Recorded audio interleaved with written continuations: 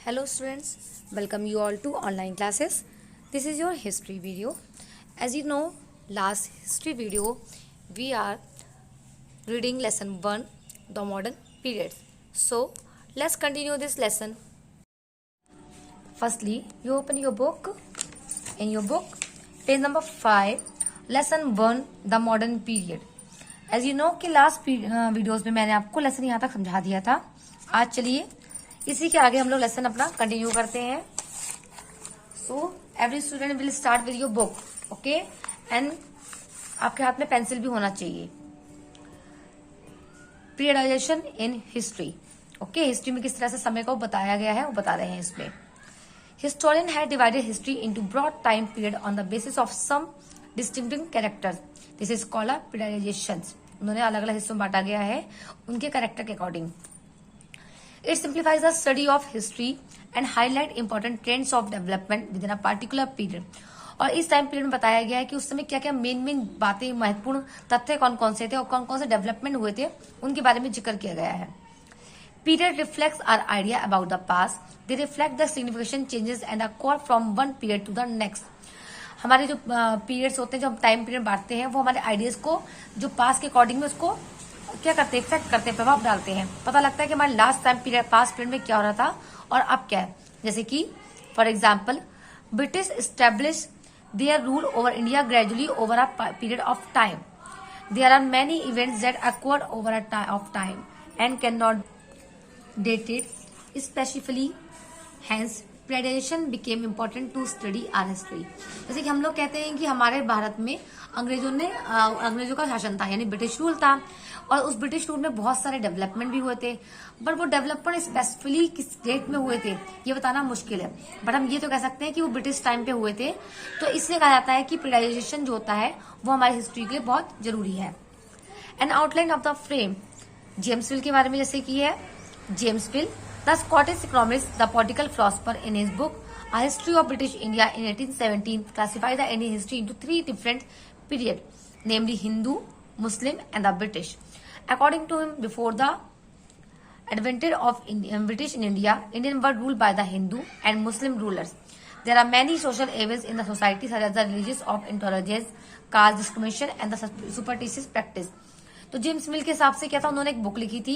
वो स्कॉटलैंड के रहने वाले थे. उन्होंने अपनी बुक में लिखा था कि वो उस समय को 3 हिस्सों में बांट रहे हैं, हिंदू, मुस्लिम और ब्रिटिश. इनके काल में वो कहते हैं कि ब्रिटिश से पहले हिंदू, फिर उसके बाद मुसलमानों ने राज्य किया है.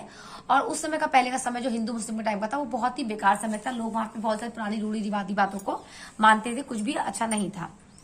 British ruler according to Mill try to change the Indian scenario by introducing European manners, arts, institution and laws. He has suggested the British should conquer India to ensure the enlightenment and the happiness of the Indian people. In this idea of history, British rule represented all the forces of progress and civilization. The period before British rule was one of the darkness. Moving away from the British classification, historians have classified the Indian history into ancient and medieval and modern.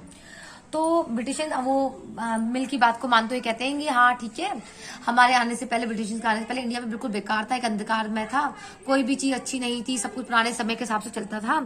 और जो भी कुछ यहाँ development हुए हैं, हमने यहाँ पे आर्ट्स में यूरोपियन कल्चर लगाया है, लोगों को सिविलाइज किया है, उनको रहने के तरीके बताए गए हैं, इस तरीके से करने लगे.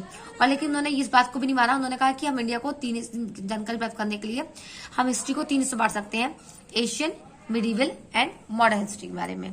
ठीक है. अब है देखिए main events of the world history. World history में कौन कौन से मेन इवेंट हुए हैं. The modern period of Indian history extend over a period of about 250 years. During this time, India was a colony of the British Empire who conquered the country and established their rule, subjugating local nawab and rajas. तो हम modern history की बात अगर करें तो कम से कम 250 साल पुरानी, मतलब हिस्ट्री से बहुत सारे चेंजेस हुए हैं.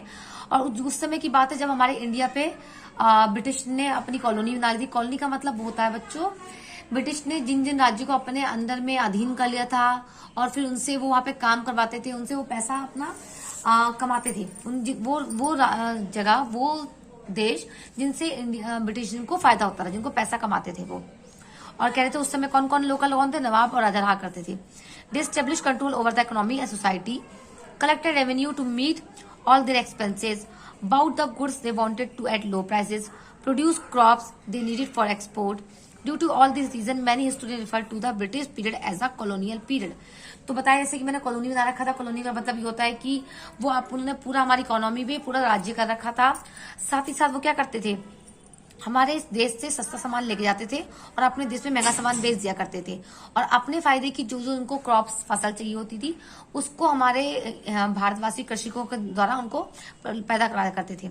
इस प्रकार से हमारे मतलब इंडियन को फायदा उठाते थे और यहाँ से पैसा बहुत ज्यादा कमा के ले जाते थे। Sources of information, official records. One of the most authentic source of information for this period are the official record of the British administration. The British administration methodological and meticulously recorded every plan, policy, treaty, and agreement they made.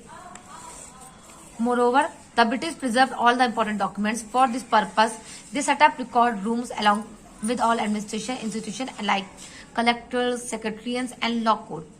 Museum and archive were also set up for the purpose. These official documents and records are invaluable sources of information about the British period. तो Britishers ने एक चीज बहुत अच्छी की थी कि उन्होंने हर चीज का रिकॉर्ड रखना शुरू कर दिया था, ऑफिशियल रिकॉर्ड, कि कौन सा नियम कब पारित हुआ, कब हमने कौन सा रूल निकाला है, कौन सा हमने टैक्स लेना शुरू किया है, या फिर कहाँ पे कितने अधिकारी होने चाहिए, कौन कौन से डिपार्टमेंट बनने चाहिए। तो ये सब चीजें उन्होंने एक डॉक्यूमेंट में पूरी तरह से ऑफिशियली उन्होंने रखी, एक उनका रिकॉर्ड रखा, एक रूम बनाया और सब चीजें रखी, और वही रिकॉर्ड्स जो उन्होंने बनाए थे वही हमारे हाथ आए, हमको मिले हैं। उसी के द्वारा हमें पता लग पाया कि ब्रिटिशर्स के काल में क्या क्या चीजें हुई थी, उन्होंने कौन कौन से काम किए थे, इन्हीं इंफॉर्मेशन, इन्हीं रिकॉर्ड्स की वजह से ही। ये हम वो चीजें पढ़ रहे हैं जिनसे पता लगता है कि हिस्ट्री में क्या क्या चीजें हुई थी, हिस्ट्री में क्या क्या चीजें इंपॉर्टेंट थी, जिनकी वजह से हमको उनके बारे में जानकारी मिलती है। Literary resources, we have a innumerable literacy sources of this period comprising of newspaper, journals, play, novels, letters, diary, biographies and autobiography. उस समय के कौन से न्यूज़पेपर थे, किसने डायरी लिखी थी, बायोग्राफीज लिखी गई थी, दूसरे के बारे में कहानी लिखी गई, अपने बारे में लिखी, लेटर्स थे, नॉवेल्स थी, ये सब हमको मिली, जिनके द्वारा हमें पता लग पाया कि उस समय पे क्या क्या चीजें हुआ करती थी। Large number of nationalism newspaper like Hindu, the Amrita Bazar Patrika, Kesari etcetera were publish In these newspapers, the British policy were criticized openly, putting forth the point of the views of Indian.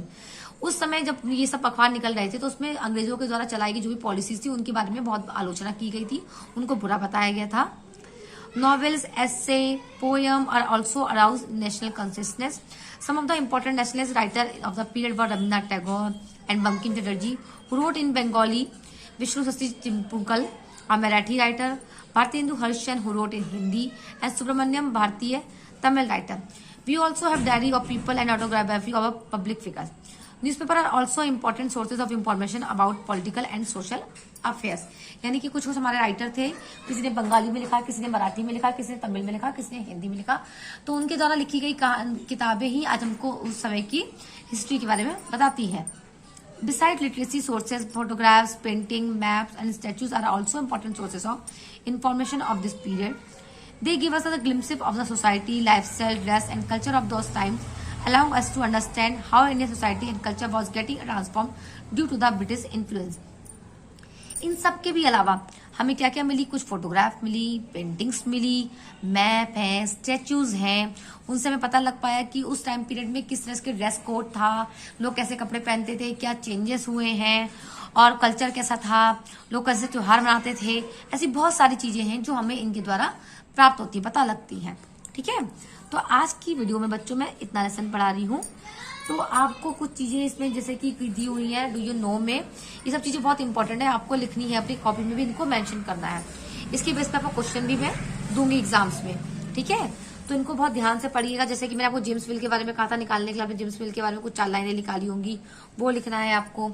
और जो येलो क्वेश्चन में जो भी चीजें लिखी होती है इन सबको अपनी आप कॉपी में लिख लीजिएगा।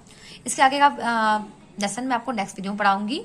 तब तक आप लोग अपने घर में रहिए और अपना होमवर्क और क्लासेस स्टूडेंट ज्वाइन करते रहिए। Okay student, bye bye.